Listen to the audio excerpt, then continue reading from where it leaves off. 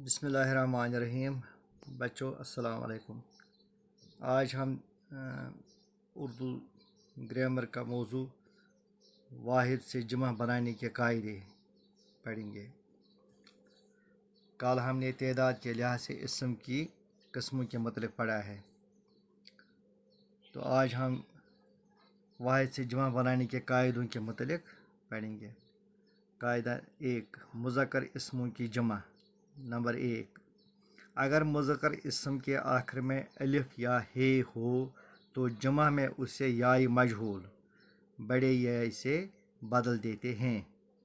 मसलन लड़का लड़के, परवाना परवाने, कपड़ा कपड़े, पर्दा पर्दे, घोड़ा घोड़े, डंडा डंडे, बेटा बेटे, मोटा मोटे, लंगड़ा लंगड़े वगैरह वगैरह।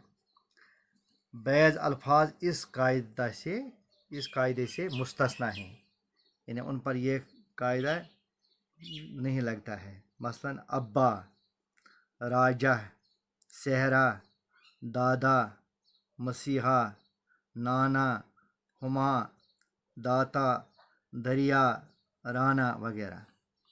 कायदा नंबर 2, अगर वाहिद मुज़क्कर इस्मों के आखिर में अलिफ या हे न हो तो वाहिद और जुमा दोनों की सूरत यकसां रहती है।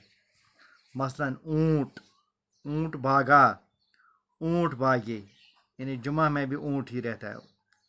बर्तन टूटा, बर्तन टूटे, यानी बर्तन यकसां रहता है जुमा में भी और वाहिद में भी।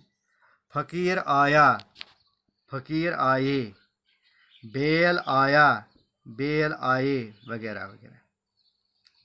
कायदा नंबर 3, अगर वाहिद मुज़क्कर इस्मों के आखिर में अलिफ और नून गुना हो तो अलिफ नून गुना को याय मजहूल से बदल देते हैं, यानी बड़े ये से। मसलन कुआं कुएं, धुआं धुएं वगैरह।